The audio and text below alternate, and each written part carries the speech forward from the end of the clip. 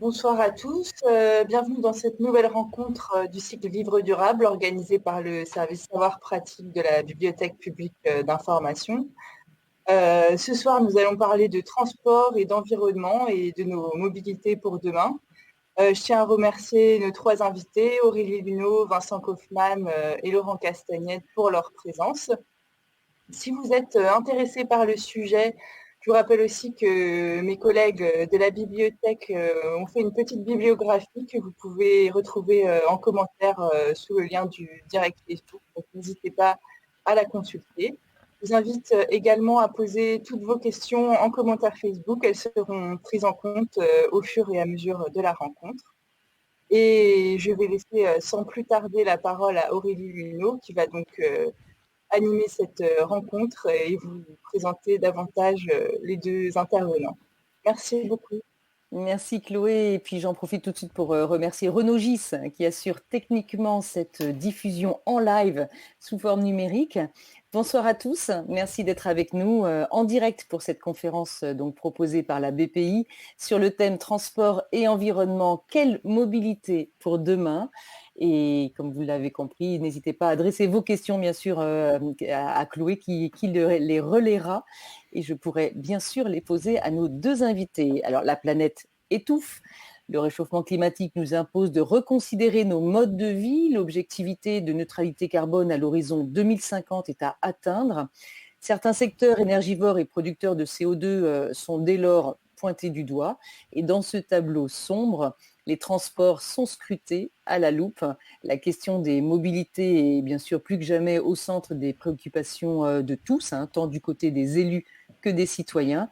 Et au-delà des rejets de gaz à effet de serre, les moyens de transport génèrent aussi des pollutions de l'air, des pollutions sonores, et qui se traduisent bien souvent par des impacts sur la santé.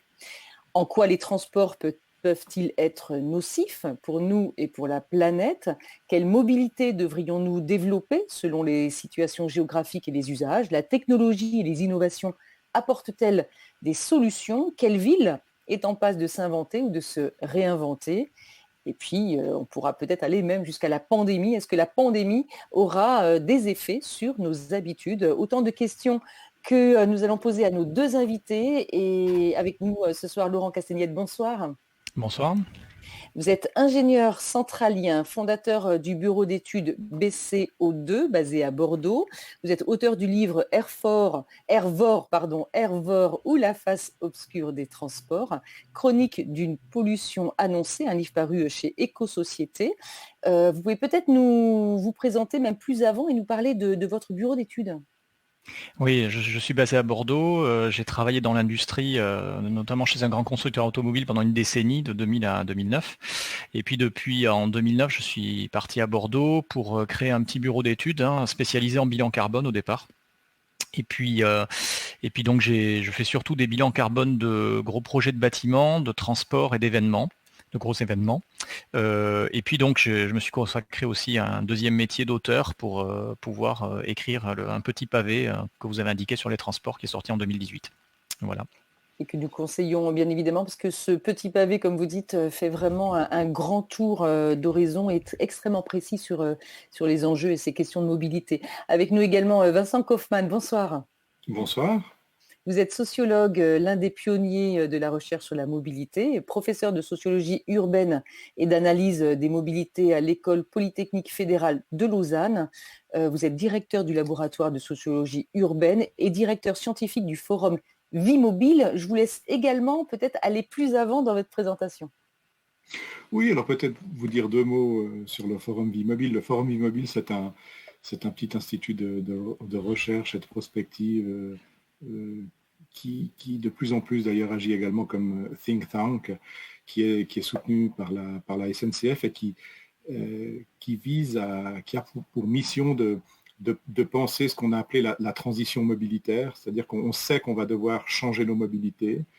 Et voilà, ça se prépare. Et donc, c'est vraiment là-dessus que l'on travaille. Je voulais peut-être aussi vous dire, alors bon, je suis professeur à l'EPFL, comme ça a été relevé, et j'ai créé un petit bureau d'études, moi aussi, associé à mon laboratoire, une spin-off. On nous incite, les professeurs, a créé ce type de petite entreprise qui s'appelle Mobilhome et qui est active en Suisse et en France surtout, aussi sur des questions de transition et d'analyse des mobilités. Et on peut préciser que vous avez écrit différents livres, je vais en citer deux. Les paradoxes de la mobilité, paru aux presses polytechniques et universitaires de Lausanne en 2017, et puis avec Emmanuel Ravalet, L'urbanisme par les modes de vie, outils d'analyse pour un aménagement durable, ça c'est paru chez Métis Presse en 2019. Alors peut-être pour bien entrer dans le vif du sujet et poser les bases, j'ai envie de dire, en quoi est-ce que les modes de mobilité influent massivement sur le niveau des pollutions, c'est-à-dire gaz à effet de serre, pollution sonore et de l'air, et quels sont les modes de transport les plus problématiques en matière de santé, alors santé de la Terre et santé humaine? Laurent Castagnède. Vous voulez que je réponde? Oui, oui. Alors, il y a plusieurs sujets. Il y a d'une part les émissions de gaz à effet de serre. Au niveau mondial, les émissions de gaz à effet de serre, c'est à peu près 30%. Dans beaucoup de publications, vous voyez plutôt des chiffres qui tournent autour de 20 ou un petit peu plus, mais en fait, il n'y a pas que les émissions à la sortie des pots d'échappement des véhicules. Je parle des véhicules routiers, ou des réacteurs des avions, mais il y a aussi toute l'infrastructure en fait qu'il faut à la fois construire, étendre, etc. Ça aussi, c'est générateur d'émissions de gaz à effet de serre. Et puis aussi les moyens mobiles eux-mêmes à fabriquer. Donc en fait, quand on additionne la totalité, on arrive à une 30aine de % au niveau mondial. Et à l'intérieur, pour vraiment donner des chiffres très arrondis, c'est un petit peu, si on veut retenir, on n'a qu'à retenir 40, 30, 20, 10 et 1. Bon, la totalité fait 100 aux arrondis près. Et 40, c'est à peu près les voitures, 30, c'est les camions, 20, c'est les avions, 10, c'est les bateaux, et 1 ou 2, c'est les trains. Dans les avions, il n'y a pas que le CO2, il y a aussi les traînées de condensation qui sont inclus dans cette estimation. Voilà, donc ça c'est pour les gaz à effet de serre. Après, pour les polluants, c'est plus compliqué. Alors déjà, on parle plus de polluants urbains. Ensuite, autant les gaz polluants, on peut faire des additions des pourcentages, comme les oxydes d'azote par exemple. Donc les oxydes d'azote en milieu urbain sont majoritairement issus des transports. Ensuite, il y a le sujet des particules qui est beaucoup plus compliqué parce qu'en fait, il n'y a pas deux particules pareilles. En gros, ne serait-ce que la taille, mais même la constitution. Donc, c'est très compliqué de savoir. Alors, on sait que les particules les plus fines sont les plus polluantes et les transports ont tendance à produire des particules très fines. Mais en plus, il n'y a pas deux particules pareilles. Est-ce qu'elles intègrent des métaux lourds à l'intérieur? Tout ça, c'est très compliqué. En tout cas, le bilan le bilan sanitaire des émissions de polluants, c'est surtout les particules, c'est surtout des accidents cardiovasculaires. Et au niveau mondial, ça a dépassé en ordre de grandeur en fait les accidents de circulation. C'est une valeur qui a beaucoup augmenté depuis 30 ans, pas tant l'estimation de la mortalité liée au transport, elle a beaucoup augmenté depuis 30 ans, mais c'est pas tellement la mortalité qui a augmenté, c'est l'estimation que les spécialistes en font. C'est-à-dire qu'il y a 30 ans, on pensait que les transports ne tuaient qu'un certain nombre de personnes qui étaient moins de 10 fois moins que ce qu'on pense aujourd'hui. Ils étaient en fait aussi nombreux, c'est juste que les spécialistes n'avaient pas réussi à faire la corrélation entre une certaine mortalité et certaines nuisances. Ensuite, il y a aussi comme effet, vous avez parlé il y a un effet que vous n'avez pas cité, c'est la sédentarité. C'est une conséquence des transports, c'est-à-dire qu'on n'a jamais été aussi mobile qu'aujourd'hui, et en fait, on n'a jamais autant moins marché. Donc, le cas caricatural étant les États-Unis, évidemment, où en fait, en gros, comme certains sociologues spécialisés des États-Unis, par exemple, indiquaient que dans une banlieue américaine, qui est quand même le lot commun de l'habitat là-bas, quelqu'un qui marche, c'est suspect aux yeux de la police. Éventuellement, les gens qui marchent dans les banlieues, c'est pour tenter de perdre du poids, vous voyez. Mais donc ça signifie que là-bas, vous êtes transporté par des moteurs en permanence, que ce soit alors les véhicules dont on parle, ça peut être les voitures, évidemment, en priorité, mais aussi les escalators, les ascenseurs. Et en gros, vous ne marchez jamais. Donc, il y a une conséquence sanitaire aussi des transports qui est la sédentarité. Et puis, vous avez dit aussi la pollution sonore, je crois. Oui, exact. Voilà. Alors, celle-là, c'est difficile après de savoir le fait qu'on dort mal, etc. En tout cas, il y a des gens qui ont... la pandémie a été l'occasion, surtout pour ceux qui sont riverains des aéroports, de mesurer en quoi la pollution sonore était un effet quotidien pour eux. Voilà. Donc, je m'arrête là pour les effets. Vincent Kaufmann voulait ou ajouter quelque chose. En tout cas, ce qui est intéressant, c'est que Laurent Castagnède a aussi mentionné les transports aériens maritimes. Certes, ils n'ont pas le même impact par rapport aux transports routiers, mais ils sont souvent les grands absents des accords internationaux et c'est de plus en plus relevé quand même.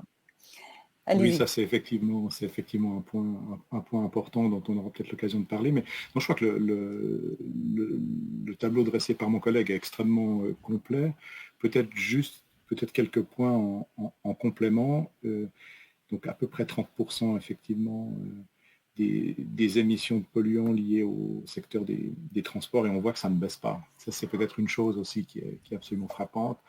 Donc l'automobile y est pour beaucoup, les voitures sont de plus en plus lourdes et c'est un des secteurs, les transports, où on n'arrive pas à faire véritablement baisser ces émissions, ce qui est un petit peu inquiétant. La sédentarité, j'enfonce le clou, je pense que c'est vraiment une question dont on ne parle pas suffisamment et qui est extrêmement importante. Le fait que voilà, on marche peu, on fait très peu d'exercice physique en se déplaçant. Et ça, c'est un des paradoxes de la mobilité. Et pourtant, on se déplace vite, loin et souvent, mais on est assis. On est assis dans un train, ou on est assis derrière un volant. Peut-être encore un dernier élément dont on n'a pas parlé, qui est plus lié à la ville. Il y a toute la question de l'espace public, je pense. Alors, c'est une nuisance, c'est sans doute pas directement une pollution, mais le fait que les rues soient finalement dévolues à la circulation et au stationnement essentiellement, et ne soient plus des espaces de rencontre, voilà, ça a aussi un certain nombre de conséquences, notamment sur le lien social dans les quartiers. Je pense que c'est pas directement de la pollution, mais je pense que c'est un thème qui est aussi important. Et on voit certaines villes justement évoluer vers une récupération de ces espaces laissés depuis des années aux véhicules pour en faire à nouveau des espaces de vie. On va pouvoir peut-être en discuter plus avant. Justement, maintenant que le tableau négatif en tout cas est brossé, on va peut-être avancer par étapes. Est-ce qu'en l'état, sans changer nos modes de vie, est-ce qu'il y a des solutions immédiates qui pourraient peut-être déjà permettre de faciliter les choses ? Vous voulez que je commence? Avec celui qui veut, Laurent Castellier. Déjà c'est embêtant votre question parce que vous supprimez d'entrée sans changer les modes de vie. Alors, oui. Je suis très embêté pour répondre parce que normalement la première partie de la réponse c'est bien celle-là. C'est-à-dire aujourd'hui on est enfermé dans un discours, on va dire, technophile, technologiste, qui refuse de poser cette question. Alors je sais bien que vous faites attention à ça, c'est pour ça que vous avez précisé au départ, mais je voudrais quand même dire un premier point parce que le discours ambiant c'est la technologie va nous sauver. Et comme disait M. Kaufmann, ce qui est quand même terrible sur les automobiles, c'est de voir comment depuis 30 ans, la technologie, on va dire, de dépollution s'est beaucoup développée. Sur le papier, les véhicules sont beaucoup moins polluants qu'avant, sur le papier. Et puis dans la réalité, effectivement, la pollution globale, elle ne baisse pas. Donc là, après, on ne va pas rentrer maintenant dans le débat de savoir quelle est la représentativité des tests, les bidouillages, après les Dieselgate, c'est jamais qu'un élément parmi d'autres, mais le cycle de vie complet des véhicules, etc. Mais disons qu'il y a un écart grandissant entre la théorie et la réalité sur le sujet sur les véhicules. Les véhicules sont de plus en plus gros, ça c'est un problème. Donc dans le mode de vie, vous parlez de la mobilité des gens, mais dans le mode de vie, il y a aussi le fait de vouloir toujours rouler plus gros que son ancien véhicule, éventuellement plus vite. Et ça, c'est aussi ça qui crée un effet rebond et qui annihile quelque part depuis une centaine d'années. Parce qu'il faut bien voir que dans les années 30, si on prend que les émissions de CO2 par exemple, dans les années 30, les ingénieurs considéraient que la consommation en litres au 100 d'une voiture, d'une automobile dans les années 30, c'était à autant de litres au 100 que de centaines de kilogrammes de masse à vide. Alors je vous laisse faire un petit calcul de coin de table. À l'époque, une petite voiture pouvait peser 500 kg, ça faisait 5 litres au 100. Une grosse voiture, 1,5 tonnes, 15 litres au 100. Et puis aujourd'hui, en fait, c'est pareil. C'est-à-dire qu'on n'a rien gagné. Alors que pourtant, les moteurs sont beaucoup plus performants qu'avant. Mais c'est simplement qu'il y en a eu une escalade des prestations, que ce soit des prestations de puissance, de confort, beaucoup, de vitesse, mais qui sont souvent théoriques, puisque la vitesse est limitée quand même en France à 130, alors que le véhicule moyen français, il peut rouler à 180. Vous voyez, donc il y a quand même certains écarts. C'est beaucoup de surdimensionnement. Et puis le poids dernièrement avec la mode des SUV, où on voit encore un franchissement dans l'escalade du toujours plus gros, toujours plus lourd. Donc questionner hormis les questionnements de mode de vie, on en a des questions de mode de vie sur la pratique, sur ses volumes, etc. Alors si on oublie ce changement de mode de vie, après sinon c'est la technologie des moteurs. Bon, je pense qu'on en parlera peut-être un petit peu tout à l'heure. Alors c'est toujours pareil, la technologie, il y a des bonnes idées derrière, mais l'ennui, c'est à vouloir que ces bonnes idées répondent à tout. Et c'est là, en fait, le problème, c'est-à-dire qu'une bonne idée qui peut être très bonne dans certains types de mobilité pour certains véhicules, à vouloir la généraliser, c'est là qu'on se trompe. En fait. C'est là qu'on se trompe parce que déjà, on veut la généraliser sur le papier, souvent elles ne sont absolument pas généralisables physiquement, donc on laisse croire des choses fausses, et si tant est qu'elles le soient, en fait la généralisation les étend à des usages qui sont contre-productifs. Voilà. Donc on pourra revenir après sur des cas particuliers, électricité, hydrogène. Vincent Kaufmann, alors on a compris qu'effectivement la question elle était un petit peu pas vicieuse, mais c'était juste pour bien poser la question. Finalement, si on ne change pas nos modes de vie, on ne peut pas changer en l'état la situation, même à minima, et il faut peut-être aussi s'interroger sur, au-delà de ces changements peut-être tels qu'ils pourraient se faire dans l'immédiat, c'est se poser la question de dans quel paysage urbain aussi on s'est mis à évoluer, avec de grandes distances, des villes qui se sont étalées et qui du coup ont généré une mobilité plus importante, des distances devenues trop importantes. Est-ce que la première question peut-être, elle est d'abord à considérer à ce niveau-là? Oui, alors certainement, mais peut-être pour faire le lien avec ce que disait Laurent, je pense que on vient de terminer une étude sur la Suisse, parce qu'évidemment tout le monde se demande, les pouvoirs publics du monde entier, comment finalement atteindre des objectifs fixés par les accords de Paris dans le domaine des transports. Et on a modélisé un passage à 100% à l'électrique du parc automobile à l'horizon 2050 en Suisse. Et ça fait à peu près la moitié du boulot en termes de diminution. Bon, déjà, c'est totalement utopique, je pense que et ça ne fait que la moitié, donc au maximum la moitié du chemin. Et donc l'autre moitié, elle repose effectivement sur des changements de pratique, donc des changements de mode de vie, l'utilisation plus intensive des transports publics, de la marche, du vélo, et puis aussi certainement l'évitement des déplacements. Et comme vous le disiez, on est dans un monde urbain avec des processus de métropolisation, avec peut-être aussi une valorisation des déplacements, ce qu'on a appelé les mobilités réversibles, c'est-à-dire le fait de partir vite, loin et souvent, et de revenir vite, dont on est devenu un petit peu dépendant. Et là, il y a quelque chose qui est très important, je pense, lié au mode de vie. Alors, ça, c'est des choses qu'on a beaucoup travaillé avec le Forum Vie Mobile. Il y a une image très forte de ces modes de vie. On s'imagine voilà, une espèce de... voilà, que la population apprécie finalement de se déplacer vite, loin et souvent. Mais ce qu'on oublie de dire et de voir, et si on le prend vraiment au sérieux, c'est des choses qui sautent aux yeux dans les analyses, c'est que c'est extrêmement fatigant et que c'est associé à des rythmes de vie qui sont épuisants.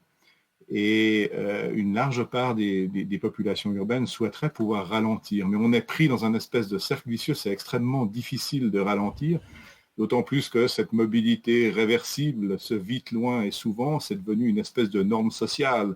C'est une manière de montrer qu'on est dynamique, c'est une manière de montrer dans l'univers du travail qu'on est quelqu'un de motivé, qu'on est flexible.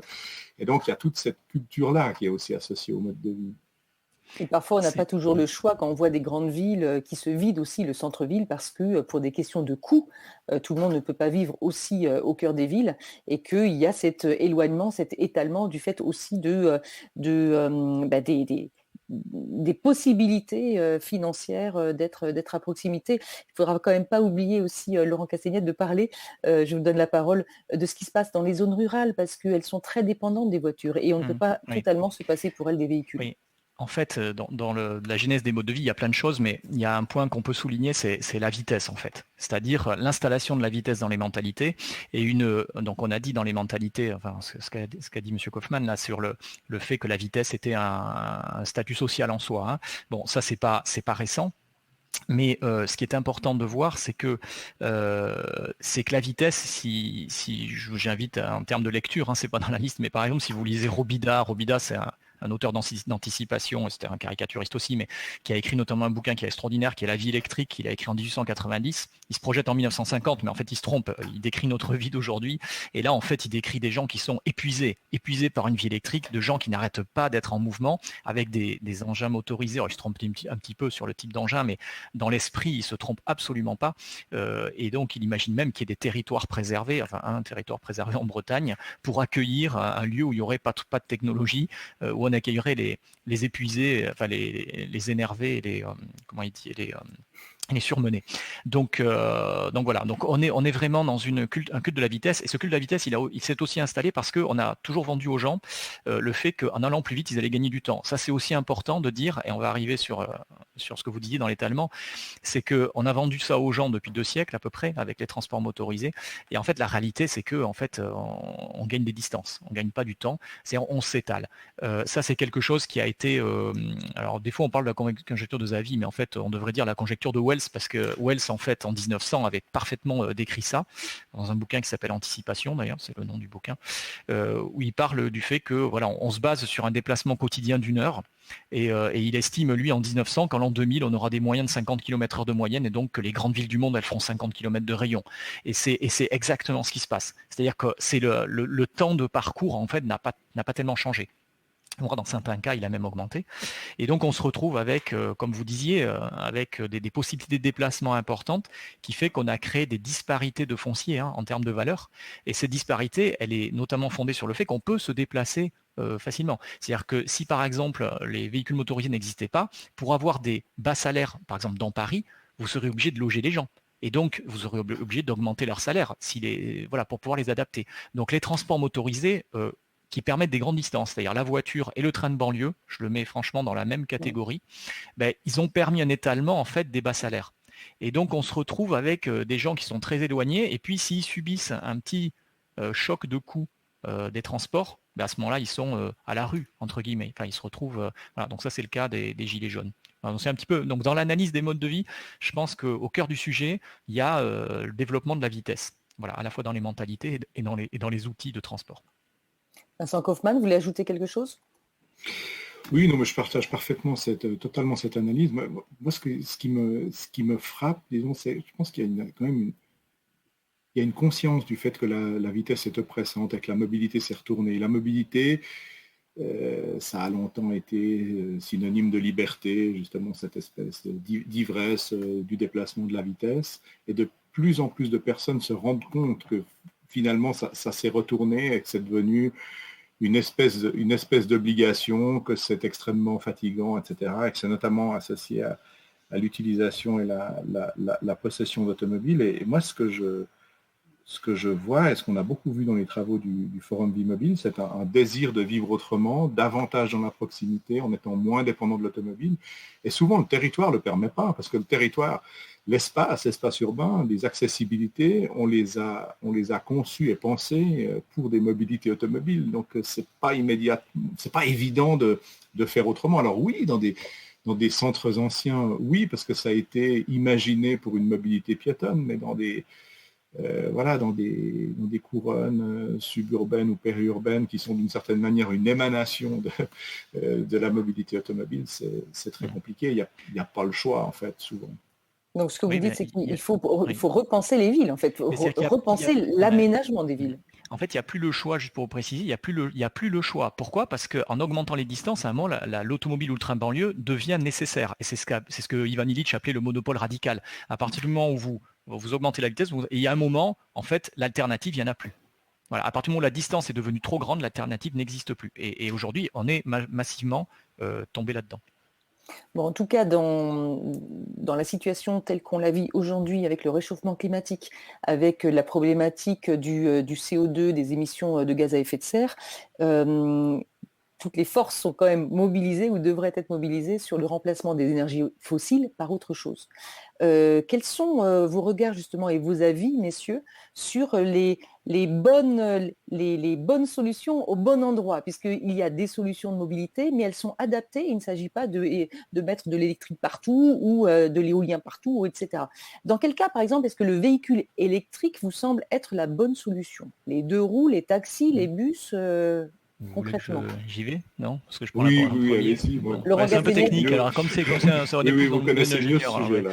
Ouais. Donc sur les batteries déjà, vous avez très bien dit au départ que il faut pas rêver, tout va pas pouvoir être électrique. C'est-à-dire qu'il y a il y a 1 milliard 100 millions de voitures, il y a peut-être 350 millions de camions, il y a plus de 500 millions de roues motorisées thermiques, je veux dire.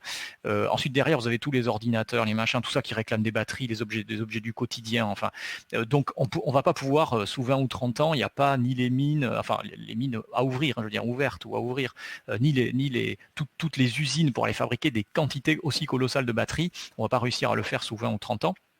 si tant est même qu'on ait les réserves de métaux suffisantes. Donc ça veut dire qu'on ne peut pas, déjà c'est pas imaginable tout, donc si tout n'est pas imaginable, ça veut dire qu'on ne peut pas compter sur la percolation. C'est-à-dire que si on pouvait tout substituer en 20 ans, si c'était physiquement possible, on pourrait se dire, bon ben tiens, on va commencer par des usages peut-être gaspilleurs, c'est pas grave, c'est des choses ostentatoires, à la limite tant mieux, comme ça, les gens qui ont les moyens, ils montreront aux autres que c'est la direction à prendre. Donc à ce moment-là, laissons les SUV s'équiper avec des énormes batteries, laissons les bolides de course électriques se multiplier dans les villes, ça percolera. Bon, ça ne peut absolument pas physiquement marcher. Ça signifie que c'est absolument pas ce qu'il faut faire. On est en train de gaspiller les batteries si on part dans cette direction. Donc, c'est quoi les usages prioritaires des batteries? Il faut bien voir que le véhicule électrique, son premier intérêt n'est pas les émissions de gaz à effet de serre, c'est la pollution de l'air urbain. Et donc, vous avez des véhicules qui sont très polluants par rapport au carburant qu'ils consomment.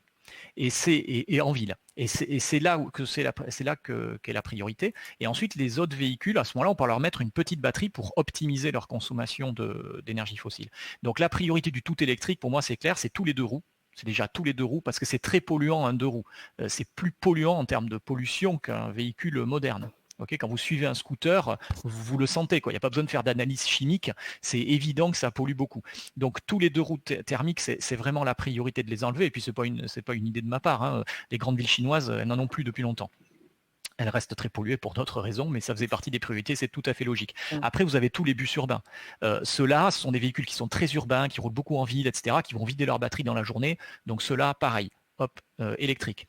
Ensuite, vous avez des véhicules de livraison qui tournent dans la ville, etc. Cela, pareil, électrique, ça serait la priorité. Alors, ça fait déjà beaucoup de batteries à consommer. Alors, s'il en reste, ce qui est quand même probable, à ce moment-là, il y aurait l'hybridation, parce que l'hybridation, ça ne consomme pas beaucoup de batteries. Je ne parle pas de l'hybride rechargeable, je parle de l'hybride léger, c'est-à-dire pas consommer beaucoup de batteries par voiture, mais si on en met un petit peu, à ce moment-là, toute l'énergie de freinage, vous voyez, on récupère ces choses-là. Et ça recharge très régulièrement la batterie, vous voyez. Alors que si on fait un hybride rechargeable, on va consommer tout de suite 3-4 fois plus, 5 fois plus de batterie. C'est dommage. Voilà. Donc on a une gestion pour moi des batteries, ça c'est le côté véhicule électrique. Pour le côté hydrogène, le marché est plus faible parce que l'hydrogène, ça mobilise plus d'électricité en amont, le rendement est moins bon, l'autonomie est plus grande. Donc du coup, c'est des usages plus ciblés. Voilà, oui, et en sachant, Laurent Castagnette, que 90%, je crois, de l'hydrogène actuel est quand même obtenu. Ah oui, évidemment. Ah oui. Non, grâce à des énergies fossiles. Oui. Quand on parle de l'hydrogène, on parle d'hydrogène issu de l'électricité. Donc en fait, par électrolyse, hein, on ne parle pas du tout de l'hydrogène actuel. Lui, il est issu du méthane. Et à ce moment-là, autant faire tourner des véhicules au gaz naturel, quoi. Ça sert à rien de passer par le vecteur hydrogène. Enfin, ça sert pas à grand chose. On économise un peu de pollution, on perd en rendement. Ça n'a pas d'intérêt. Donc voilà. Donc ça, c'est le côté véhicule électrique, si vous voulez. Alors, ça veut dire qu'on peut pas tout. Donc ça veut dire qu'il faudra faire aussi des efforts sur les véhicules thermiques. Voilà, je pense une bonne partie. Les agrocarburants, les solutions rapides, enfin sans trop détailler. Alors les agrocarburants, aujourd'hui l'éthanol, ça doit être à peu près 3% par rapport à l'essence au niveau mondial. Donc ça veut dire que ça reste marginal au global. Sinon on va affamer la planète, vous voyez. Donc après l'hydrogène, il y a un autre problème, c'est que l'hydrogène aujourd'hui, comme vous avez dit fossile, il est très largement utilisé par l'industrie, l'industrie des engrais, des raffineries, des industries chimiques, notamment des engrais, les raffineries aussi. Et ça, c'est 2% des émissions mondiales de gaz à effet de serre. L'hydrogène actuel, c'est 2% des émissions mondiales de gaz à effet de serre. Donc si on fabrique de l'hydrogène vert, la priorité qui est très simple, c'est de livrer l'hydrogène vert à ces gens-là, plutôt que d'inventer des moyens mobiles qui vont tenter de l'utiliser. Sinon, c'est Shadok. Enfin, vous voyez, on est complètement Shadok. Donc c'est pour ça que l'hydrogène pour la mobilité, ça vient en deuxième par rapport à l'hydrogène industriel. Et là, il y a énormément d'hydrogène vert à produire pour pouvoir substituer au moins, on va dire, la moitié d'hydrogène industriel, parce que l'autre moitié, il faudrait carrément l'enlever, parce qu'on parle d'engrais chimiques, de choses comme ça, qui pour d'autres raisons, on voudrait s'en passer, ou raffinage de pétrole, on souhaiterait en utiliser moins.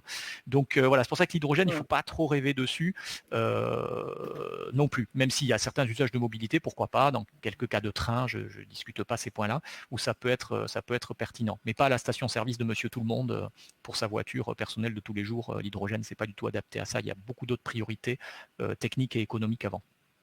Voilà. Vincent Kaufmann, si on comprend bien, la solution, elle ne viendra pas forcément par des solutions de remplacement, mais il faudra visiblement vraiment changer les moteurs mentaux déjà pour passer à une autre façon de considérer nos vies, notre mobilité.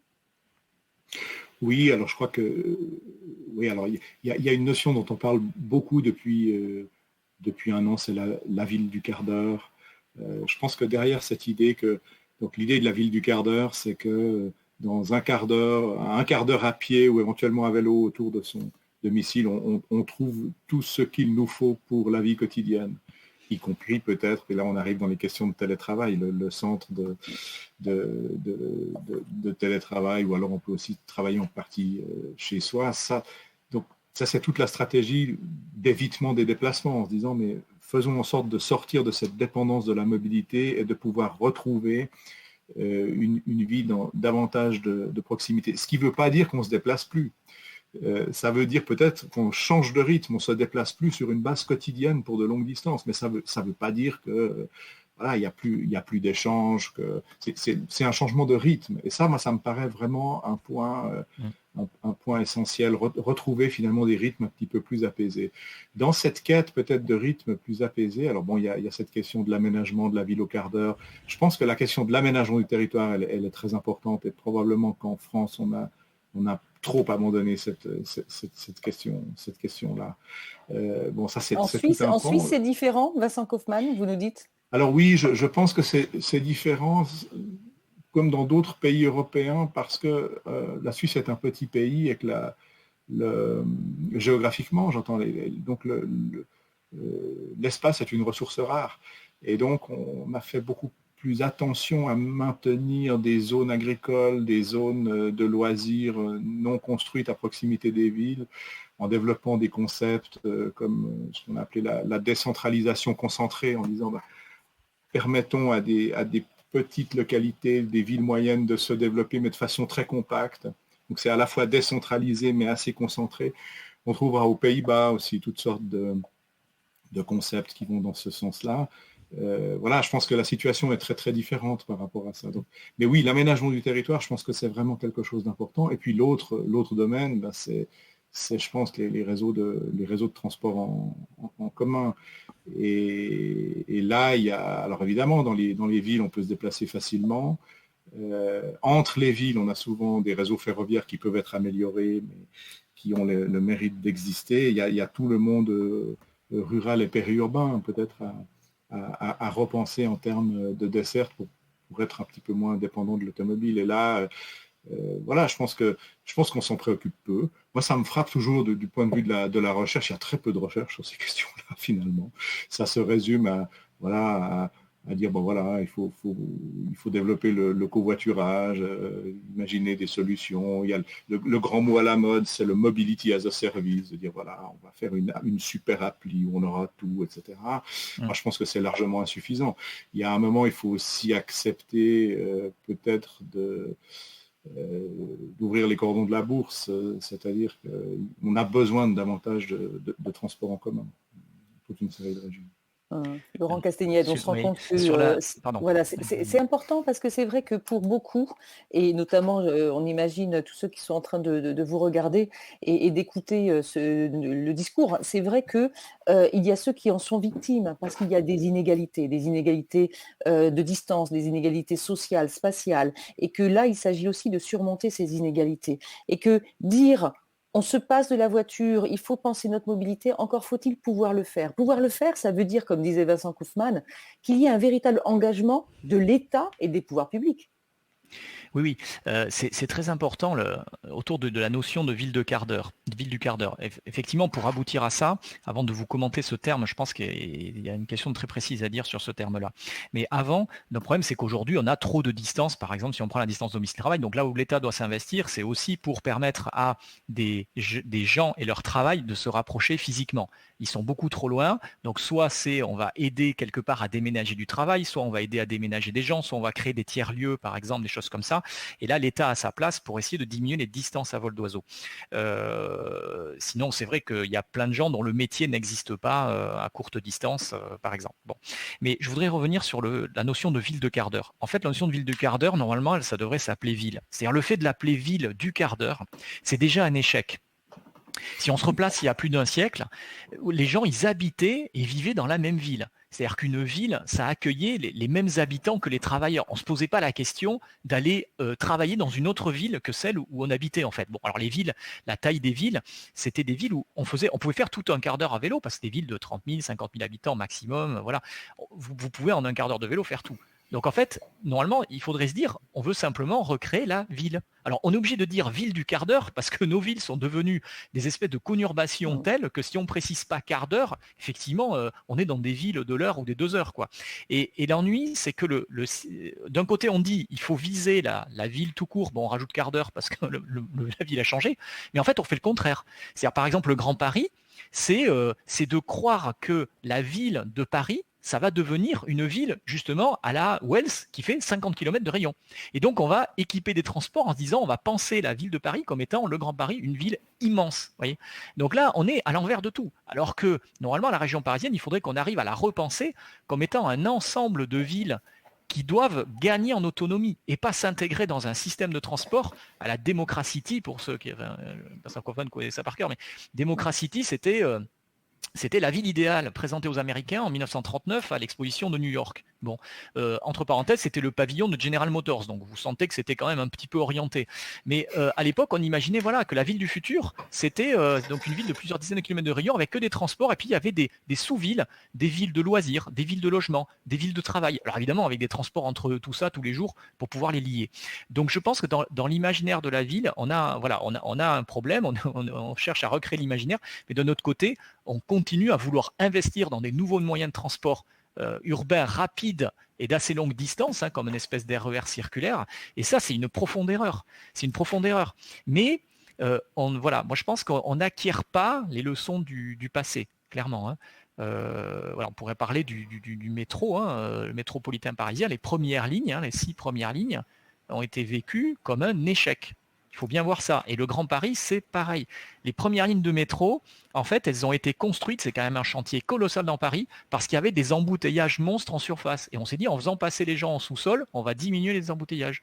Et en fait, 10 ans après, entre 1895 et 1906-7, mais en fait, la surface, les embouteillages de surface, ils avaient augmenté. Donc on appelle les ingénieurs, les sociologues, mais qu'est-ce qui s'est passé? Quel scandale, tout cet argent dépensé. Et en fait, la conclusion de l'époque, c'est qu'on a développé le goût du déplacement aux Parisiens et aux étrangers. Les étrangers, c'est les gens qui habitent juste autour. En fait, on leur a mis à disposition un moyen de transport rapide, pas cher, ça s'appelle le métro, mais ils en profitent pour faire de la distance. Voilà. Donc toutes ces leçons du passé, en fait, on les a pas retenues. Elles sont tombées dans l'oubli. Donc je pense que voilà, et c'est facile à dire tout ça, mais il faut arriver à comprendre comment on est arrivé là pour pouvoir rebondir sur des solutions. Vincent Kaufmann, comment déjà oui, une réaction, et puis on a le sentiment aussi quand même que quand on parle de ces villes du futur, ou que l'on voit des villes se transformer, ou essayer d'interdire leur centre-ville aux voitures, alors Strasbourg, on pense à Nantes, Bordeaux, enfin avec le tramway, Paris a aussi cette ambition-là, mais on a le sentiment plutôt, ou Londres l'a fait aussi, de contraindre et de punir, c'est-à-dire que on demande aux habitants, vous laissez la voiture à l'extérieur, vous payez des taxes pour rentrer, l'accès aux villes devient difficile, ça devient dissuasif, c'est dans la douleur. Et là, on sent bien que par rapport à cette évolution des mobilités, la douleur est difficile aussi à passer. Oui, ça c'est aussi une grande question, mais peut-être pour poursuivre la discussion sur la ville, effectivement, il y a un mot qu'on utilise beaucoup en Suisse, je crois que c'est aussi le cas en Belgique, c'est la pendularité. Je crois que c'est un mot qui est moins utilisé en France. L'idée qu'on travaille plus et de moins en moins dans la commune dans le quartier dans lequel on habite. Et donc on devient pendulaire, c'est l'idée du pendule, on va, on vient dans la journée. Et effectivement, il n'y a plus l'unité de lieu de la vie quotidienne. Moi, ce que j'aime bien dans l'idée de ville du quart d'heure, c'est peut-être ça, cette idée de retrouver une unité spatiale dans la vie quotidienne qui est plus éclatée entre toute une série de lieux distants de kilomètres, voire de dizaines de kilomètres, où finalement on arrive à franchir la distance en se déplaçant rapidement.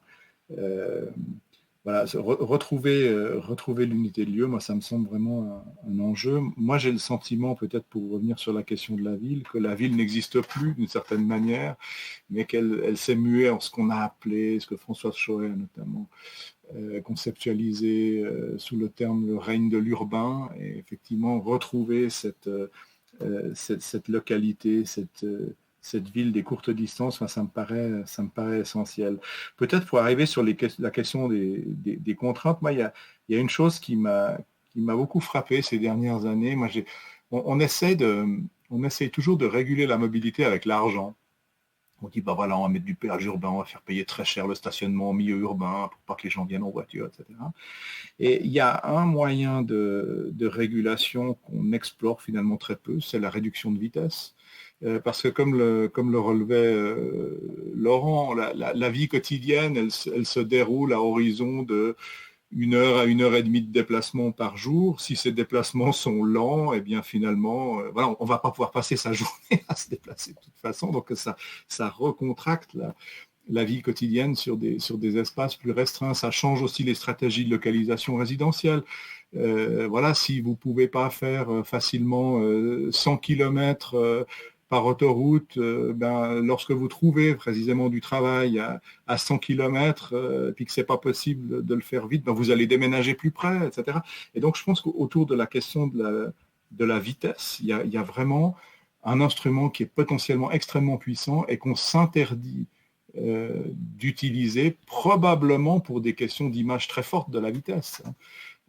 Et je pense que c'est particulièrement fort en France. La France, c'est le pays du TGV, c'est le pays du Concorde. Voilà, il y a aussi géographiquement, franchir la vitesse a toujours été un enjeu. Donc là, il y a quelque chose.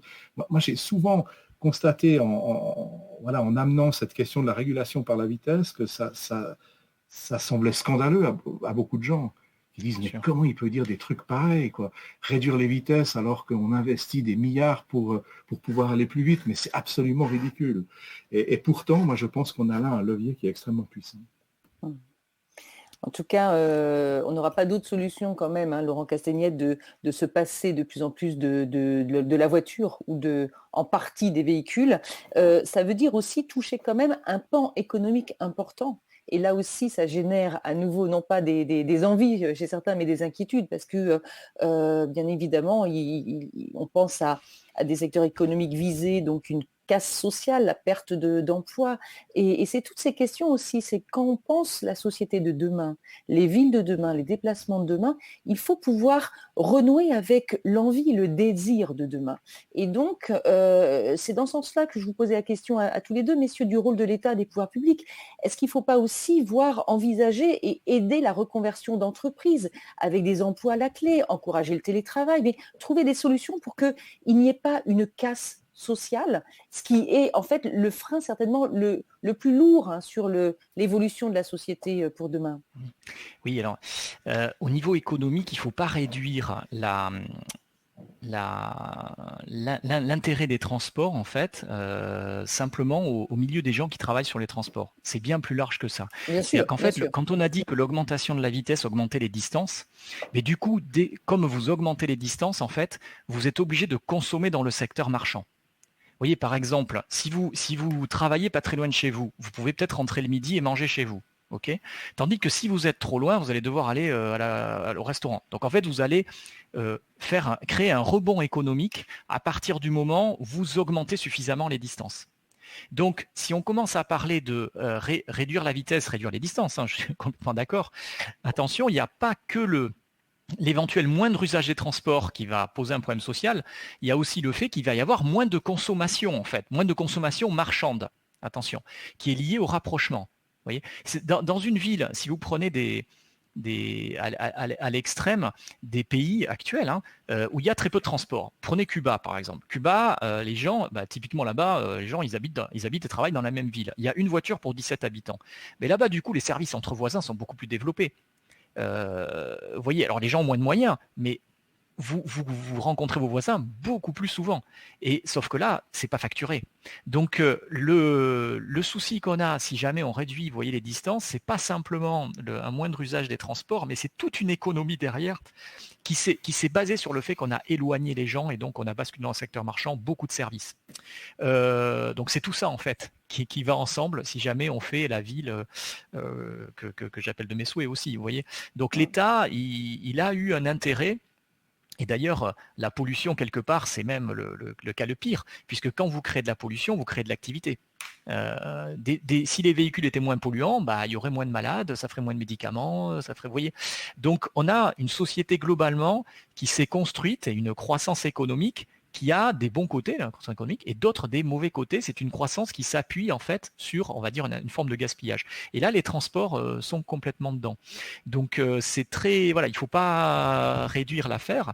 Après, sinon, dans les cas particuliers, on peut se dire, tiens, si les gens utilisent moins la voiture, du coup, on va vendre moins de voitures, oui, mais ça veut dire que l'ensemble des métiers, il va falloir qu'on reconsidère peut-être certains métiers qui peuvent gagner en main-d'œuvre, et d'autres qui vont nécessairement se contracter, pas simplement le fait de passer à la motricité électrique, mais peut-être de moins user certains véhicules. Donc voilà, c'est tout un ensemble qu'il faut voir. Alors je vous ai peut-être pas trop répondu à la question, je l'ai plutôt ouverte, mais voilà, bon, à ce moment-là, je vais laisser M. Kaufmann compléter. Non, mais du coup, allez-y, Vincent Kaufmann. Peut-être en lien, moi, il y a une question qui me taraude, mais bon, je n'ai pas directement travaillé dessus, mais elle me semble vraiment essentielle. On est quand même dans des économies qui sont dépendantes du pétrole et de l'automobile, et notamment au niveau de l'emploi. Quand on commence à additionner les emplois qui sont associés à ces secteurs, ça donne le vertige, et ça empêche sans doute de prendre peut-être des décisions un peu courageuses au niveau politique aussi, parce que voilà, on s'en rend très très vite compte. On voit le débat qu'il y a actuellement sur la relance du trafic aérien, j'entends. Voilà, je pense qu'on est en plein dedans. Je pense que si on veut transformer le territoire, transformer les mobilités, ça va nous amener à repenser peut-être le travail dans son ensemble. Et peut-être, il y a quand même ces questions, le revenu universel sous différentes formes, etc. Jusqu'à présent, le travail dans les sociétés occidentales, c'est le vecteur principal de l'insertion sociale. Est-ce que ça peut continuer comme ça? Qu'est-ce que ça signifie? Je pense qu'il y a des très grandes questions de société qui sont associées à ça, qui sont passionnantes, qui sont difficiles. Je pense qu'il ne faut pas avoir peur de se les poser, aussi parce que d'une certaine manière, on n'a sans doute pas le choix. Mais effectivement, le danger, ce serait qu'une élite capte ces discussions et ces débats à son avantage et qu'il en résulte une fracture sociale absolument irrémédiable. Et là, il y a effectivement un très grand danger. Est-ce qu'il y a des exemples de solutions vertueuses développées dans des villes, en Europe ou ailleurs dans le monde, selon vous? Moi, il y a une chose qui me frappe dans ce domaine. Alors, il y a plein d'exemples de benchmarks, etc. On dit Copenhague, c'est génial pour le vélo. Regardez ces autoroutes à vélo. On nous dit Bordeaux, les aménagements sont superbes. On nous dit Zurich, le chemin de fer métropolitain, le S-Bahn, c'est un modèle, etc. Mais il n'y a pas une ville où il y a tout.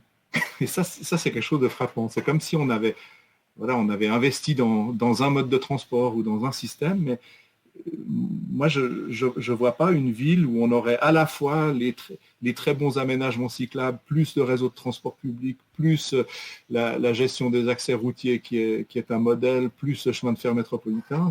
Pour l'instant, ça n'existe pas. C'est peut-être une question de temps, parce que tout ne peut pas se faire en même temps, mais c'est une question qu'on me pose souvent. Et voilà, moi, pour y répondre, j'ai souvent besoin de dire il nous faudrait les pistes cyclables, ou le réseau cyclable de Copenhague, le réseau de transport public de telle ville, etc. etc. Laurent Castagnède? Oui, c'est pas évident. En fait, tout ça s'est construit aussi, parce qu'on a parlé de la vitesse, mais en fait, des coûts, le coût d'accès au transport motorisé. En fait, au cours de l'histoire, vous avez à la fois la vitesse des moyens qui a augmenté, mais si les activités se sont étalées, c'est parce que les transports devenaient plus rapides et surtout moins chers. Voilà. Donc, alors, c'est sûr que si derrière on dit va falloir mettre l'essence à 3 euros pour à la fois limiter les voitures en vitesse, comme on a dit, mais bon, c'est sûr que c'est un peu la révolution derrière, c'est un peu normal. Non, en termes d'exemple, après tout, tiens, j'y pense pas comme ça, mais je vous ai cité Cuba. Bon, alors Cuba, c'est un manque de moyens plutôt, hein, la réponse. Mais cela dit, il y a du résultat. Il y a du résultat. Un marché là-bas, c'est vrai que, alors c'est exagéré, c'est un peu, pour certains vont dire c'est les Amish, mais quand vous le marché là-bas, mais un maraîcher qui va avec son cheval au marché, bon, il met 1 heure, c'est vraiment lent, c'est pas terrible. Mais en fait, nous marcher chez nous, les gens ils mettent 1 heure parce qu'en fait ils viennent de 50-70 km voilà, le dimanche matin. Donc c'est un peu pareil à l'arrivée. Donc je dis pas qu'il faut retourner à ce système-là, mais si on avait une ville qui avait tout en fait, je crains que ça donnerait tellement de choix aux gens, il y aurait une telle concurrence que les gens choisiraient le moins cher quelque part et le plus rapide et on s'étalerait quand même. Donc je ne suis pas certain que la profusion de choix, alors je ne veux pas dire non plus qu'il faut assécher l'offre non plus, c'est pas ce que je veux dire, mais il y a un équilibre à trouver où on aura des transports assez variés qui seront quand même pas donnés lorsque on fait de la distance. C'est-à-dire que voilà, dans une ville du quart d'heure, on peut imaginer les bus, les tramways, ça reste lent en fait. C'est quelque chose qui est dense. Et puis, on peut se remémorer peut-être, si on cherche à se dire, tiens, il faudrait que les transports soient plus chers, on peut remonter dans l'histoire. Hein. Si on remonte d'à peu près à un siècle, à une époque, fin du 19e, vous aviez des tramways très très efficaces, l'énergie était quand même très chère, hein, ça coûtait cher les tramways, vous voyez. Et c'était des moyens très très efficaces dans la ville. Mais ça reste des moyens assez lents, qui étaient très fréquents. Hein. C'était pas du tout les tramways d'aujourd'hui, hein. C'était des tramways d'une seule voiture, mais qui étaient par contre avec beaucoup de fréquences souvent. Et ça, c'était très efficace dans la ville. Donc voilà, ce qu'il faudrait, c'est que les transports, on va dire, relativement lents, soient peut-être abordables, mais que les transports rapides, c'est à 50 km/h de moyenne, eux, il faudrait qu'ils soient renchéris. Moi, ce que je veux dire, c'est, enfin, si on cherche une possibilité pour essayer de voir sur l'avant, c'est quand même la pandémie qui se passe là. Il y a beaucoup de télétravail, je ne dis pas que tout le monde peut télétravailler, mais hors pandémie, si vous mettez tout le monde en télétravail 1 jour sur 2, par exemple, avec nos transports d'aujourd'hui et notre système, vous allez avoir beaucoup de gens qui vont en profiter pour s'éloigner. Voilà. Okay, ça, c'est le système où vous retrouvez 20 ans plus tard les gens plus loin parce qu'ils raisonnent en temps hebdomadaire. Alors que ce qu'il faudrait réussir, c'est qu'en grosso modo, en moyenne, on puisse télétravailler 1 jour sur 2, mais qu'on ne déménage pas, en gros. Qu'on ne déménage pas pour s'éloigner, pour pas créer un effet rebond qui ferait qu'on aurait tout autant de transport. Et là, il y a peut-être un coup à jouer pour, pas tous les métiers évidemment, hein, mais disons que voilà, un coup à jouer pour que les moyens de transport diminuent en termes hebdomadaires. Là, on a parlé de pendularité quotidienne, hein, ok, mais en fait, je pense que beaucoup de gens raisonnent en temps cumulé de transport hebdomadaire, en faisant la somme du lundi au vendredi, combien de temps j'ai passé. Et donc, il faudrait réussir à ce que le télétravail ne conduise pas à faire basculer des heures, je veux dire, d'un jour sur l'autre en se permettant d'augmenter le temps de transport parce qu'on va se transporter moins souvent en semaine, moins souvent de la semaine. Donc voilà, là je pense qu'il y aurait un coup à jouer là, où les gens peuvent prendre conscience que voilà, il faut arriver à quand même globalement moins se déplacer en cumul hebdomadaire.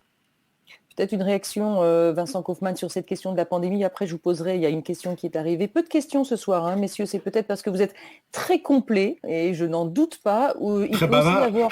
Alors, très bavard peut-être, mais ça n'empêche pas les questions quand même des internautes. Mais les internautes, alors, soit sont captivés, soit il peut y avoir l'effet terrasse. Non, ils sont en terrasse, voilà. Ils sont en terrasse. Et ils rattraperont la discussion plus tard. Je pense qu'il peut y avoir les deux. Vincent Kaufmann, la pandémie de Covid-19, est-ce que, voilà, selon vous, elle peut avoir un impact durable aussi sur la mobilité de demain ou un impact en tout cas potentiel?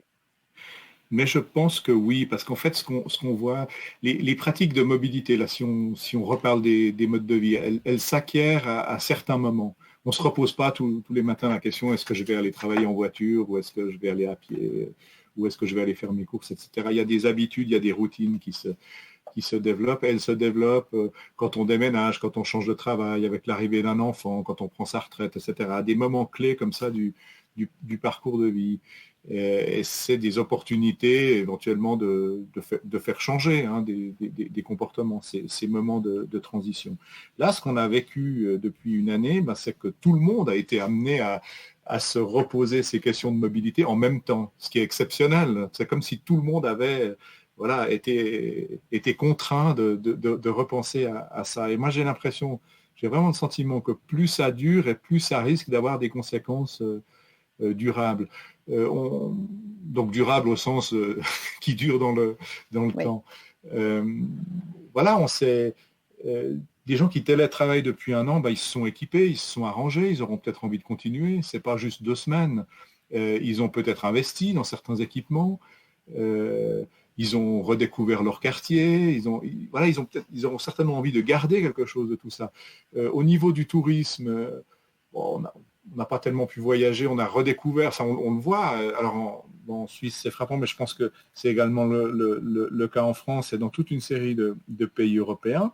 On a redécouvert le tourisme local. On redécouvre son pays, on se dit mais dans le fond pourquoi on allait si loin pour avoir à peu près la même chose. Il y a des tas de questions qui se posent et moi je pense qu'il va y avoir, en tout cas il y a une opportunité à saisir au niveau politique pour changer les mobilités. Ça va pas se faire tout seul. Hein. Si effectivement on réinvestit dans les aéroports et les avions, on dit il faut soutenir les constructeurs automobiles, il faut que les gens achètent des voitures, parce que sinon ça met en péril des secteurs entiers de l'économie. Bon, évidemment, ça sera reparti comme avant, mais on a peut-être l'opportunité de penser les choses un peu différemment.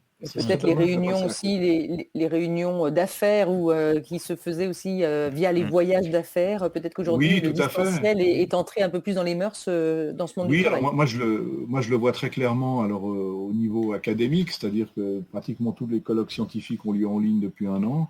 Et puis on se dit que c'est finalement pas si mal, tout le monde y gagne. Quand vous devez aller à l'autre bout du monde, vous avez le jet lag, vous avez des heures et des heures d'avion, ça ruine votre institution en frais de déplacement, en absence, en perte de... éventuellement en perte de productivité, même à la limite, parce que même quand on est chercheur, on est toujours à la recherche de temps pour écrire, etc. En tout cas, moi, je ne serais pas du tout étonné que... Oui, on va continuer à aller à des colloques, mais sans doute beaucoup moins souvent. Je le vois aussi pour les soutenances de thèse, elles ont lieu en ligne, ça va très bien. Hein. Si l'expert de New York il vient plus, mais il est à distance, ça va aussi. Hein.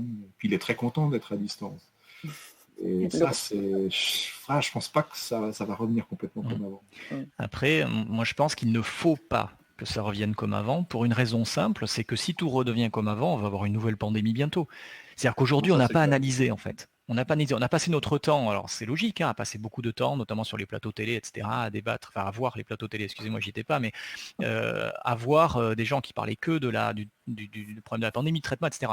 Et en fait, on passe quasiment pas de temps à l'analyse des causes. C'est essayer de comprendre, mais en fait, pourquoi ce truc-là est arrivé. Et en fait, dans les 2 grosses catégories de causes cumulées, il y en a une, c'est l'enquête qui n'arrive pas, on n'arrive pas à savoir ce qui s'est passé au départ, c'est quand même dommage, il faudrait absolument quand même qu'on sache pour voir qu'est-ce qu'il faudrait changer pour pas continuer à prendre le risque que ça se reproduise dans quelques années. Ça, c'est au niveau de la source. Mais après, au niveau de la diffusion de la pandémie, la diffusion, elle est liée à notre hypermobilité, qu'elle soit à la fois internationale via des avions. Au moment où Wuhan confine, c'est trop tard. Ça y est, c'est trop tard. Pourquoi ? Parce que Wuhan est un aéroport international qui dessert en direct presque tous les pays du monde. Donc du coup, c'est déjà trop tard. Donc on a une hyper... Alors ça, c'est pour les transports intercontinentaux. Et puis après, à l'intérieur, ensuite, c'est une telle fourmilière. Donc en fait, si on revient au monde d'avant, on s'expose immédiatement à revivre la même chose. Donc là, déjà, il ne faut pas. Non seulement c'est un souhait de changer pour des raisons de pollution, comme on a dit, mais c'est aussi, il faut bien voir, une obligation. Mais sauf que cette obligation, elle serait normalement liée à une analyse. C'est-à-dire d'essayer de comprendre comment on a un intérêt, pourquoi, qu'est-ce qui se passe. Voilà. Et dans le qu'est-ce qui se passe, il y a l'hypermobilité. Voilà. Et celle-là, normalement, il faudrait qu'on soit moins hyper mobile si on veut être moins exposé à des prochaines pandémies. Ensuite, sur le côté du tourisme, il y a quand même un bémol à mettre à ce qu'on vient de dire, c'est que nous, quand je dis nous, en Suisse, en France, on est dans des pays où il y a à la fois beaucoup de touristes, de gens qui sont touristes en tant qu'habitants, donc qui avant pouvaient éventuellement aller loin, et il y avait beaucoup de touristes qui venaient. Donc c'est des pays où, à partir du moment où les frontières sont un peu fermées, ça peut se rééquilibrer quelque part, et on peut imaginer en France qu'il y ait moins de Français qui partent à l'étranger en tant que touristes, et du coup qu'il y ait moins de touristes étrangers. Le business du tourisme pourrait continuer. Par contre, il y a des pays où eux, en fait, ils ne peuvent pas du tout se satisfaire du tourisme local. Ils ont construit leur économie sur du tourisme d'étrangers et ils ont peu de gens de leur pays qui émigrent pour être des touristes, enfin qui partent à l'étranger en tant que touristes. Et donc ça va être très dur parce que ceux-là, on peut pas ceux-là, ils vont mal vivre. Ouais. Voilà, Non, mais tout à fait. J'exagère avec les Maldives, mais c'est la Grèce. Enfin, la Grèce, c'est comme ça, par exemple. Hein. Cuba la Grèce aussi. ne peut pas Cuba, à la limite, eux, ils ont quand même vécu pas mal. Hein. Ils sont capables de vivre plus en Antarctique, mais la Grèce, c'est beaucoup plus dur. Les Maldives, n'en parlons pas. Donc voilà. Donc là, il y a quand même un souci. Et à ce moment-là, il faut qu'on repense le tourisme, c'est-à-dire se dire la relation entre la mobilité et le tourisme, c'est simple, la relation, on va dire vertueuse, ça serait simplement rallonger les temps sur place. C'est-à-dire le gros souci du déplacement touristique, si vous voulez, c'est qu'on a institué, mis dans la tête des acteurs locaux que plus le flux de touristes était grand, plus leur économie, leur tourisme allait se développer. Alors qu'en fait, c'est faux. Le tourisme, il se développe sur le nombre total de nuitées. Il ne se développe pas sur le flux entrant. Voilà. Donc là, ce qu'il faut qu'on arrive, c'est à se dire qu'il faut qu'il y ait par exemple 2 ou 3 fois moins de touristes qui circulent, mais qui restent 2 ou 3 fois plus longtemps à la limite sur les destinations. Après, les destinations, il y en a certaines où il y a déjà trop de touristes. Même ces destinations-là, elles en veulent moins. Mais disons qu'il faut qu'on arrive à repenser le tourisme comme étant, et arrêter de penser au week-end shopping à New York. Enfin, vous voyez, c'est une véritable catastrophe. Aujourd'hui, il faudrait se dire, si on traverse un océan, c'est pour 2 ou 3 semaines. C'est pas pour une semaine. Voilà. Donc voilà, le tourisme, il est à repenser en termes à la fois de fréquence, de durée des séjours. Vous voyez, il faut qu'on arrive à casser en fait le mythe de j'ai réussi, donc je suis une espèce de nomade touriste qui fait des sauts de puce rapides et fréquents, et puis qui reviendra quelque part si jamais il n'a pas vu suffisamment. Renouer avec la lenteur, en tout cas, y compris dans ces voyages touristiques. Vincent Kaufmann voulait ajouter quelque chose. C'est le retour du voyage par rapport au tourisme. Enfin, là, on ouvre un grand livre entre la différence entre le tourisme et le voyage. Notre pendule qui tourne. Vincent Kaufmann voulait ajouter quelque chose. Et ensuite, il y a il y a 2 questions à vous poser quand même. Allez-y. Oui, non, simplement pour dire, on a déjà parlé plusieurs fois de rythme. Je pense là, de nouveau, on retombe sur la question des rythmes. Je pense que la question des rythmes de vie est absolument essentielle. Par rapport à la discussion qu'on a, je pense que le train de nuit en Europe, il offre des possibilités intéressantes. S'il se redéploie comme un moyen de transport de qualité ces prochaines années, il peut précisément offrir une alternative intéressante. C'est-à-dire, vous allez en Italie, ça prend effectivement une nuit entière et vous y restez 3 semaines. Pourquoi pas? Évidemment, ça ne prend pas 1h30, mais c'est aussi un autre plaisir du voyage. C'est un rapport au temps et à l'espace qui est différent. Et moi, je pense qu'il y a un public pour ça. Voyager moins dans l'urgence, en tout cas, c'est davantage dans la qualité, en vivant le moment. Renouer avec la lenteur. Oui, on peut citer, je peux vous faire une référence philosophique, le Cornio 1965, quand vous avez Bourvil qui prend sa 2 chevaux et puis qui part en voyage en Italie, bon, il se fait cracher sa 2 chevaux dès le début du film, et là, De Funès lui dit, mais non, vous allez, mais prenez l'avion, ça va plus vite. Et Bourvil lui répond, mais moi, monsieur, je ne suis pas pressé. Et effectivement, partir en 2 chevaux de Paris pour aller en Italie, vous comprenez bien que déjà le trajet, ça ne prend pas une journée.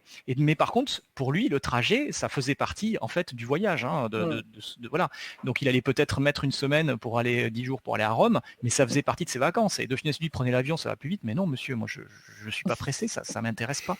Donc voilà, il faut peut-être revoir ce film sous cet angle-là pour essayer de repenser la lenteur du voyage, voilà. Et après, il revient à Bordeaux, tiens d'ailleurs. Il revient à Bordeaux avec sa voile américaine. Voilà. Donc ça vous parle aussi. Il fait Naples-Bordeaux en voiture quand même. Allez, première question. On parle d'amener les nouvelles générations à devenir futurs cyclistes urbains avec les actions du plan vélo gouvernemental. Malgré les annonces, aucun budget alloué au développement du dispositif Savoir rouler à vélo. Comment alors mettre en œuvre des actions concrètes sur le terrain? Là, on est vraiment sur le vélo. Sur le vélo. Qui veut répondre? Vincent, vous voulez? Moi, je pense que la première action sur le vélo, elle est sur la voiture.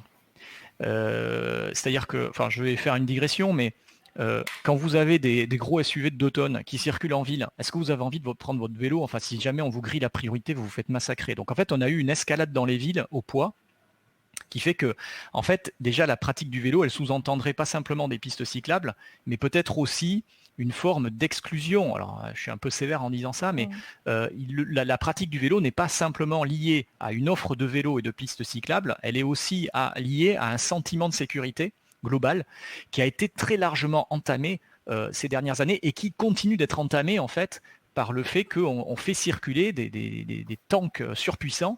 Et voilà, donc moi je mettrais déjà ce point-là, c'est-à-dire qu'il n'y a pas simplement pour développer la capacité du vélo le fait de mettre effectivement peut-être pas assez d'argent dans le système, mais aussi il y a un sentiment qui est, il ne faut pas qu'on prenne le vélo en ayant la crainte d'y laisser la peau, quoi, de rentrer en voiture, enfin en corbillard, quoi.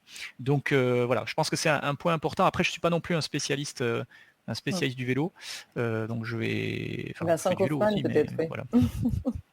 Non, mais moi, dans cette remarque ou dans cette question, pour moi, il y a peut-être le grand écart qu'il y a souvent entre un discours politique, une posture que l'on prend et les moyens qu'on alloue réellement au changement derrière. Et j'ai l'impression que le thème dont on parle depuis maintenant 1 heure, il y a beaucoup d'hypocrisie autour.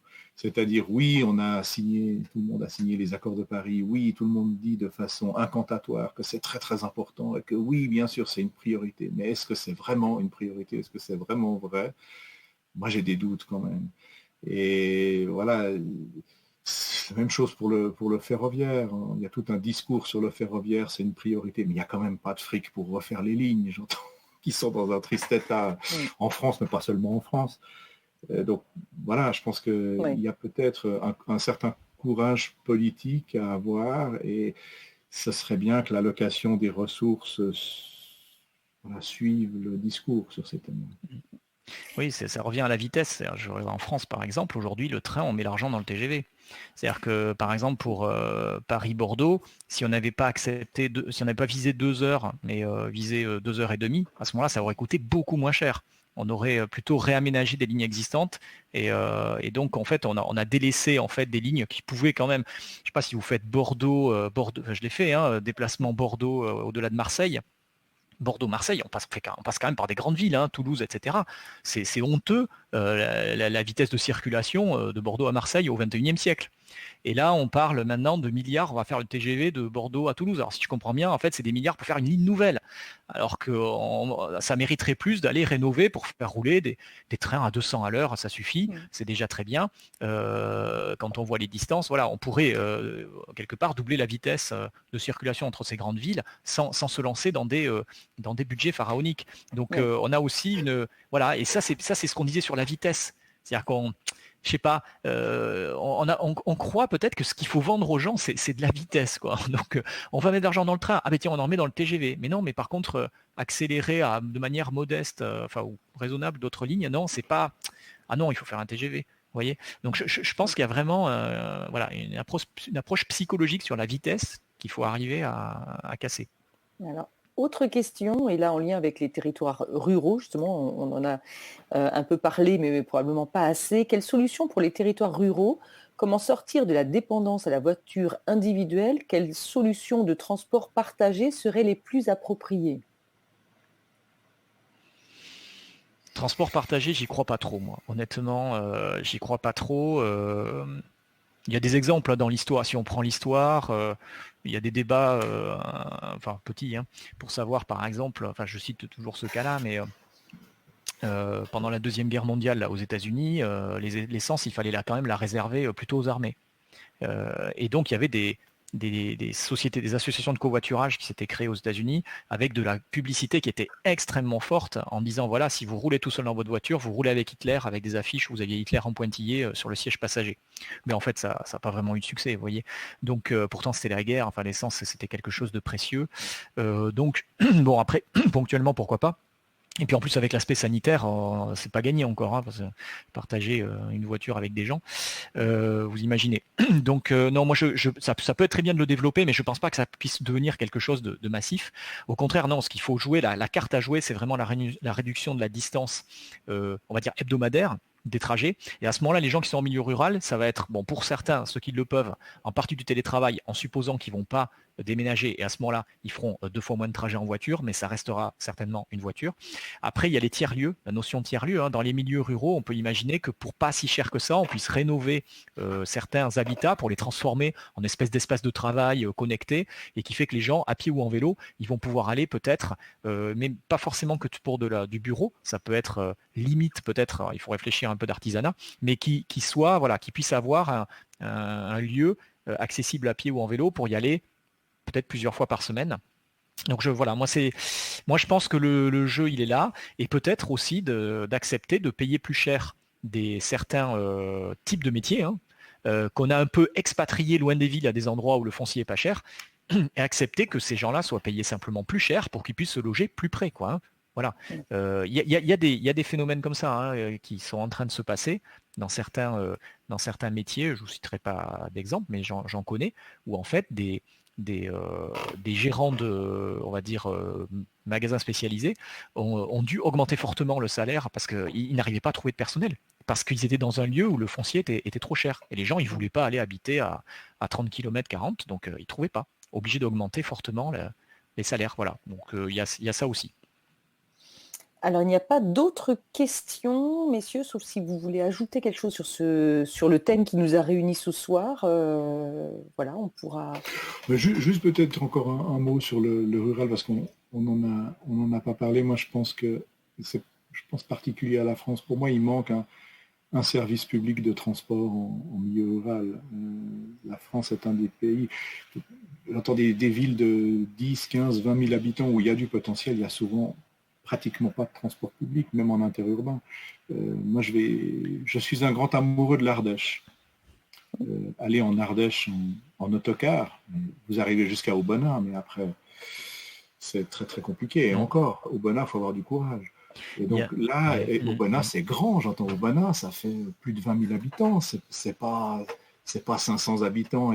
Et donc, des villes comme Aubenas, il y en a des dizaines, des centaines, où il n'y a pas vraiment de desserte. Et là, je pense que restaurer un service public de transport dans ces zones, moi, ça me paraît essentiel. Il ne s'agit pas forcément de faire du train. De l'autocar de qualité, ça va très bien. Oui, dans la ruralité aussi, il faut peut-être qu'on repense à ce qui se passait. Mes grands-parents, c'était le cas quand j'étais petit, que j'allais chez eux. Mais en fait, il y avait le boulanger, ils n'allaient pas chercher leur baguette avec leur voiture. De toute façon, ici, ils en avaient une, mais ils n'allaient pas chercher le matin la baguette avec la voiture. En fait, à peu près aux heures fixes tous les matins, il y avait un gros coup de klaxon, et en fait, c'était le boulanger qui faisait la tournée, vous voyez. Donc ça, c'était pas du service public, c'était du service privé. Quelque part, c'était public. C'est-à-dire le boulanger, il faisait sa tournée tous les matins, on l'entendait klaxonner de loin, et puis on pouvait, et c'était pareil aussi le boucher qui faisait ça. Et donc, il y avait des gens qui pouvaient ne pas avoir de voiture, vivre en milieu rural. Alors, ça sous-entendait qu'il fallait quand même qu'ils soient un peu à l'affût et qu'ils soient souvent chez eux. Alors, peut-être que le télétravail va peut-être permettre aussi de se dire que voilà, il y a des gens dans la ruralité, étant un peu plus souvent chez eux, vont peut-être être plus facilement là. Après, on peut imaginer peut-être des boîtes aux lettres, sécurité, des choses comme ça, pour qu'il y ait en fait du commerce itinérant. Alors, quand je dis commerce, c'est pas que commerce, ça peut être service itinérant et éventuellement service public itinérant. Donc, il ne faut pas forcément penser la mobilité publique en milieu rural comme étant la possibilité de faire circuler les personnes dans des nouveaux moyens. C'est ce qu'on a dit, c'est un sujet. Mais il y a un autre sujet, c'est faire de la mobilité donc de desserte, en fait. Organiser de la mobilité de desserte. Et ça, c'est quelque chose de très efficace. Pourquoi ? Parce que il y a 50, 70 ans, la mobilité était beaucoup plus chère et ça existait. Ça existait, ça veut dire que c'était rentable économiquement. Vous voyez, le boulanger qui faisait sa tournée. Sauf que c'était aussi rentable parce qu'il avait des clients. Une fois que vous équipez beaucoup de gens en voiture, ils circulent tout autant, ils vendent 3 fois moins, à un moment, il arrête. Donc du coup, voilà, il y a des effets de seuil sur le sujet. Et je pense qu'en milieu rural, je crois pas mal à la notion d'itinérance, de camionnettes, de camions éventuellement avec des services publics qui, eux, se déplacent, mais vis-à-vis de clients qui, eux, ne se déplacent plus, tout simplement. Parce qu'on passe plus ou moins devant chez eux. Ce sont des services que l'on voit revivre d'ailleurs dans certaines localités ou qui existent encore dans certaines villes. Je pense notamment à la ville de Millau, par exemple, où effectivement le boulanger passe comme cela. Et pourquoi pas, Vincent Kaufmann, vous disiez, c'est vrai que les cars, les autocars, les autobus, comme on disait, pourraient aussi permettre de vivre autrement ces distances et la mobilité de demain. Merci à tous les deux.